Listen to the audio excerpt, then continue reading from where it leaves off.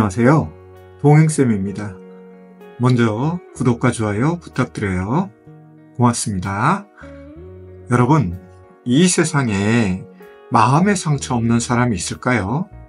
저는 없다고 생각합니다. 그런데 어떤 분들은 있을 것이라고 생각합니다. 예를 들어 경제적으로 유복한 집에서 태어나고 자란 사람의 경우 마음의 상처는 없을 것이라고 생각하죠. 반대로 생각하면 가난한 집에서 태어나고 자란 사람의 경우 마음의 상처가 많을 것이라고 생각하죠. 그런데요, 이런 것 모두가 확증 편향이라는 것 아시나요? 제가 아는 선에서 유복한 집에서 자란 사람들도 마음의 상처가 많더라고요. 또 뼈대 있는 집안에서 자란 사람들도 마음의 상처가 많더라고요. 왜냐하면 부모가 경제적으로 우월하다는 것, 뼈대 있는 집안이라는 것으로 자녀의 삶을 옥죄고 억압하기 때문이죠. 마음의 상처는 억압, 통제, 검열, 무시, 무관심, 폭력 등에 의해서 발생합니다. 따라서 집안이 유복했느냐, 그렇지 않았느냐, 혹은 뼈대 있는 집안이었느냐, 아니냐는 큰 변수가 아니고요. 부모의 자존감이나 양육 태도 및 양육 철학 등이 자녀에게 마음의 상처를 주느냐, 안 주느냐를 결정하죠. 그런데요, 사람들이 태어나서 성장하는 과정에 누구나 일정 부분 마음의 상처를 받습니다. 특히 부모의 자존감이 낮고 양육 태도가 미숙하며 양육에 대한 철학 없이 무일관성으로 자녀를 양육하다 보면 자녀는 마음의 상처를 많이 받죠. 이에 속사람이라고 하는 내면 아이에 상처가 생기는데요. 내면 아이에게 상처가 생기면 어떻게 되냐? 내면 아이가 성장하고 성숙하지 못합니다.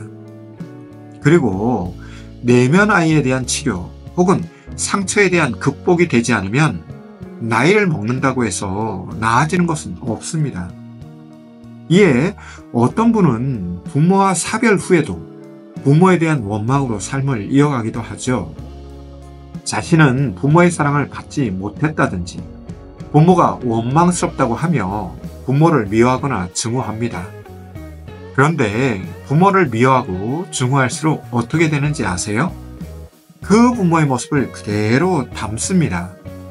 그래서 부모의 모습대로 자신도 따라하며 자녀에게 자신이 경험한 양육 방식을 그대로 적용하고 행하죠. 그런데 이런 자기 모습을 알지 못합니다. 왜냐하면 이런 분일수록 자기에 대한 성찰 능력이 약하거든요. 오로지 자신이 피해 보았다는 것에만 몰입하다 보니 정작 자기 모습을 제대로 바라보지 못하죠. 그리고 자기 모습을 직면하는 것에 대해 두려워합니다.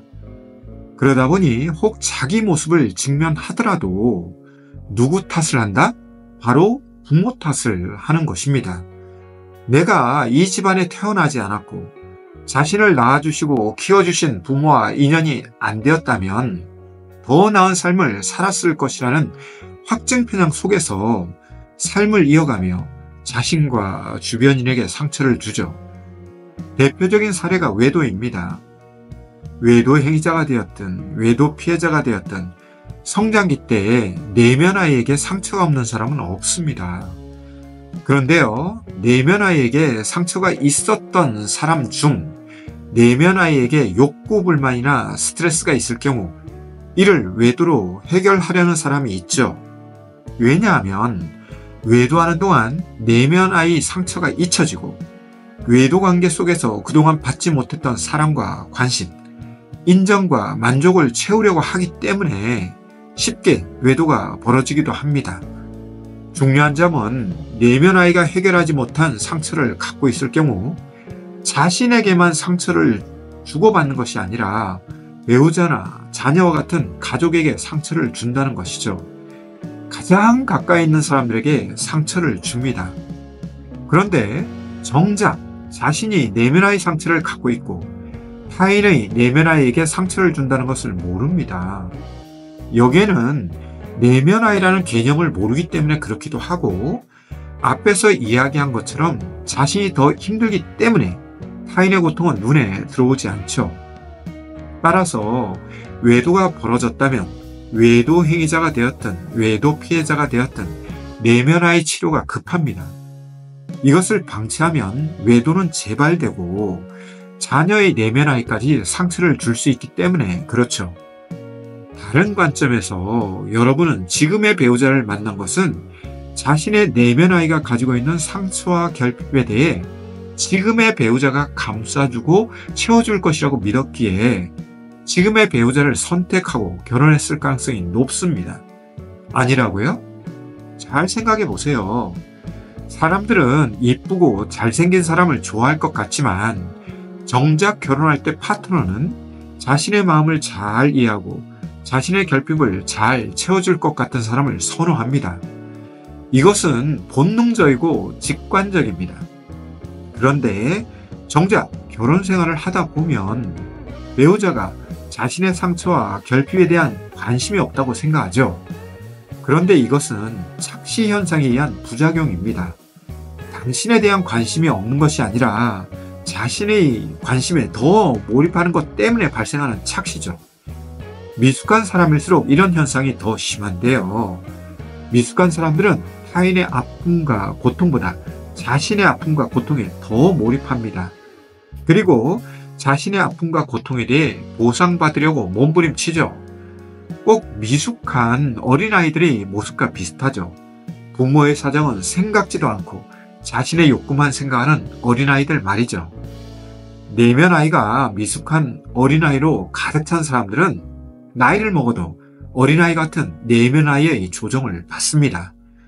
이에 자신이 선택한 배우자에 대해서도 실망하고 자신의 욕구를 채워줄 것이라고 믿는 이성을 찾아다니죠.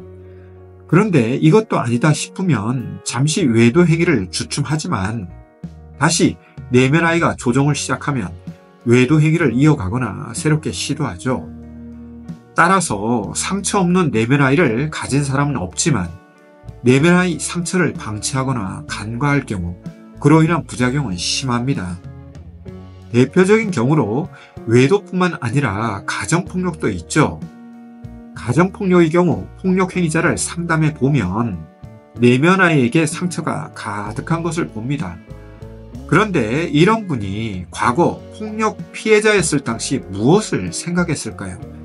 나는 이 다음에 어른이 되거나 결혼하더라도 배우자나 자녀에게 폭력은 행사하지 않을 거야 라고 다짐하죠.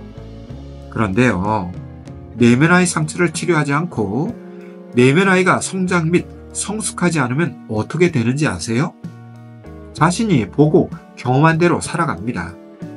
그래서 부모가 가정폭력을 행사했다면 자신도 그렇게 하는 것이 당연하다고 생각하고 부모가 외도를 했다면 자신도 외도하는 것에 대한 죄책감과 수치심이 적죠. 자신이 본 대로 경험한 대로 그리고 익숙한 대로 살아가는 인간의 속성을 그대로 답습하는 것이죠. 이러니 내면 아이가 얼마나 중요한 부분이겠습니까? 그리고 내면 아이의 상처 치료가 얼마나 중요합니까? 특히 외도와 직면한 부부들의 내면 아이 치료는 중요합니다. 왜냐하면 내면 아이는 충격적 사건과 견딜 수 없는 고통, 그리고 상처와 아픔 앞에서 퇴행하는 속성이 있거든요. 퇴행한다는 것은 어른이 아이가 되는 것과 같이 심리적으로도 유약해지거나 불안정하게 되는 것이죠. 따라서 평소 강단 있고 정체성이 분명하며 삶의 중심을 잘 잡고 살던 분들도 외도 직면으로 삶이 허물어지고 정체성에 혼란이 오며 내면화의 상처로 인해 부정적인 생각이나 극단적인 사고를 하기도 합니다. 아울러 미숙한 선택과 결정을 하기도 하죠.